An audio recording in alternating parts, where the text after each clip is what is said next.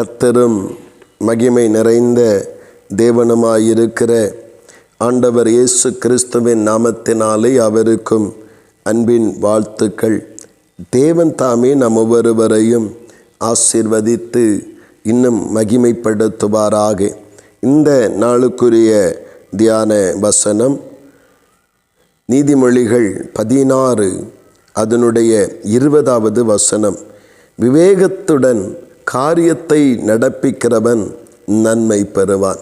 இங்கே தேவனுடைய வார்த்தை சொல்லுகிறதை நாம் கவனிப்போம் என்றால், விவேகத்துடன் காரியத்தை நடப்பிக்கிறவன் நன்மை பெறுவான். ஞானம், அறிவு, விவேகம் என்று சொல்லுகிறவைகள் வேதத்தினுடைய தேவன் மனிதனுக்கு கொடுக்கிற ஆசீர்வாதத்திற்குரிய வழிகளாக இருக்கிறது, நன்மைகளுக்குரிய வழிகளாக இருக்கிறது. ஞானம், அறிவு நமக்கு இருக்க வேண்டும். அதை கூட புத்தியாக ஸ்தோத்திரம் அந்தந்த காரியங்களை எப்படி நடத்த வேண்டும், அந்தந்த விஷயங்களுக்கு எவ்விதமான ஜெபம் அவசியம், எவ்விதமான செயல்பாடுகள் அவசியம் என்று ஒரு தேவனுடைய பிள்ளை சூழ்நிலைகளுக்கு ஏற்றபடி தன்னை தேவ ஞானத்தினாலும் விவேகத்துடன் காரியத்தை நடத்தி கொள்ளுவது, அது நன்மையான காரியங்களை, தேவனுடைய ஆசீர்வாதமான நன்மைகளை வாழ்விலே கொண்டு வருவதற்கு அது உகந்ததாக அங்கே மாறுவதை நாம் காண முடிகிறது. எல்லாவற்றுக்கும் ஒன்று போல கையாள்வதில்லை. எல்லாவற்றுக்கும் ஜெபித்தோம், அதற்கு பின்பு செயல்படுகிறோம் என்கிற அந்த செயல்பாட்டில் அல்ல.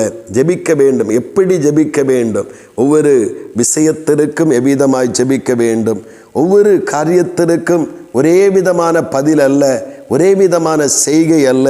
ஒவ்வொரு காரியத்தையும் எப்படி செய்ய வேண்டும், ஒவ்வொரு காரியத்தையும் எப்படி நடத்த வேண்டும், ஒவ்வொரு மனிதர்களோடும் எப்படி நாம் நம்முடைய ஈடுபாடு இருக்க வேண்டும் என்கிற தெளிவான விவேகமுள்ள தேவ பிள்ளைகளைத்தான் கர்த்தராகிய தேவன் நன்மையான ஈவுகளை பெற்றுக்கொள்ளுவதற்காக கர்த்தர் நடத்துகிற தேவன் என்று நாம் வேதத்தினுடைய அடிப்படையிலே வாசிக்கிறோம். அநேக நேரத்திலே நாம் எல்லாவற்றையும் ஒன்றே போல செய்ய நினைக்கிறோம். சின்ன காரியத்தையும் பெரிய காரியத்தையும் ஒரே போல நாம் நம்முடைய வாழ்விலை நடத்தி கொண்டு போக நினைக்கிறோம். எல்லா மனிதர்களையும் ஒரே போல நாம் நடத்த வேண்டும் என்று நினைக்கிறோம். அப்படி அல்ல. அந்தந்த சூழ்நிலைகளுக்கு ஏற்றபடி நாம் தேவ விவேகத்தை, தேவ ஞானத்தின் விவேகத்தை உடையவர்களாக இருக்க வேண்டும். வீட்டிலே 2 பிள்ளைகள் இருந்தால் 2 பிள்ளைகளை நடத்துவதற்குரிய விவேகம் நமக்கு இருக்க வேண்டும். குடும்பத்தை நடத்துவதற்கு விவேகம் இருக்க வேண்டும். வேலைகளை செய்வதற்கு, தொழிலை செய்வதற்கு விவேகம் இருக்க வேண்டும்.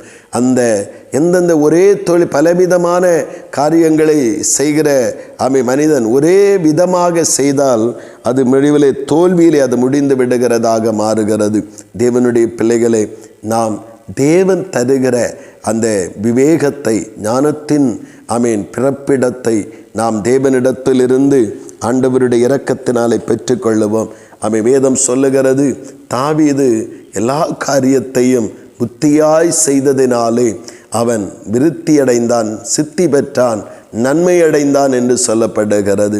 எந்தெந்த இடத்துல எப்படி நாம் தந்திரமாய் அல்ல, விவேகமாய் நடக்க வேண்டும். எந்தெந்த இடத்துல எப்படி சமாளித்து வருவது என்பதல்ல, எந்தெந்த இடத்துல எப்படி ஜெயம் பெற்று வருவது என்கிற விவேகம் நாம் இருக்க வேண்டும். இன்றைக்கு அப்படிப்பட்ட விவேகம் நமக்கு இருக்குமானால் அதனுடைய பலன் என்ன என்றால் தேவ நன்மைகளினாலே நாம் நிரப்பப்படுவோம்.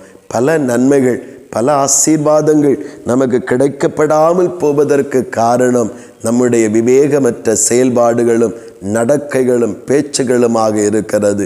எல்லாவற்றிலும் நம்முடைய விவேகத்தை வெளிப்படுத்த வேண்டும். பேச்சுக்கள், நடக்கைகள், எந்த இடத்துல பொறுமையாக இருக்க வேண்டும், எந்த இடத்துல பேச வேண்டும், எந்த வார்த்தைகளை பேச வேண்டும், எப்படி நடந்து கொள்ள வேண்டும், அப்படி என்று சொல்லுகிற அந்த விவேகமற்ற நிலைகள் வரும் பொழுது இழப்பது நன்மையாக இருக்கிறது. அனபடினாலே நாம் தேவனுடைய இரக்கத்தினாலே இந்த விவேகத்தை காத்து கொள்ளுவோம். வேகத்தோடு நடந்து கொள்ள ஒவ்வொரு நாளும் ஆண்டவரிடத்தில் கேட்போம். நான் எப்படி பேசணும், என்ன செய்யணும், என்ன ஆண்டவரை இதற்காக நடத்தணும், எனக்கு சொல்லித்தாங்க என்று ஆண்டவரிடத்தில் கேட்போம். நாம் நன்மையை பெறத்தக்கதான விவேகத்தை தந்து செம்மையாய் நம்மை நடத்தி வாழ்விலே மகிமைப்படுத்துவாராக. ஆமீன், ஆமீன். செபிப்போம். அன்பின் பரலோகத்தின் பிதாவே, நல்ல இந்த காலை நேரத்திற்காக உமக்கு ஸ்தோத்திரம் அப்பா. தேவனே, உம்முடைய இரக்கத்தினாலே விவேகமுள்ள ஆண்டவர் ஒரு வாழ்க்கை வாழ கர்த்தர் எங்களுக்கு உதவி செய்யுங்கப்பா. சில நேரங்களிலே விவேகமற்ற நன்மையை பெற்றுக்கொள்ளத்தான் நாங்கள் நிற்கிறோம். ஆனால் விவேகமற்ற பேச்சுக்கள், விவேகமற்ற பார்வைகள், விவேகமில்லாத நடக்கைகள் நாங்கள் பெற வேண்டிய நன்மைகளை கூட பெற்றுக்கொள்ள முடியாதபடி இழந்து விடுகிறதற்கு ஏதுவாய் மாறி விடுகிறதப்பா.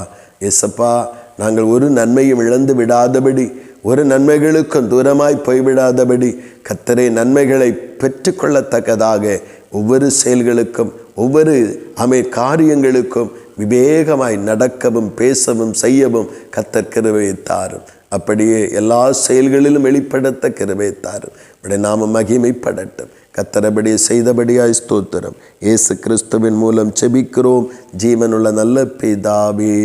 ஆமீன், ஆமீன்.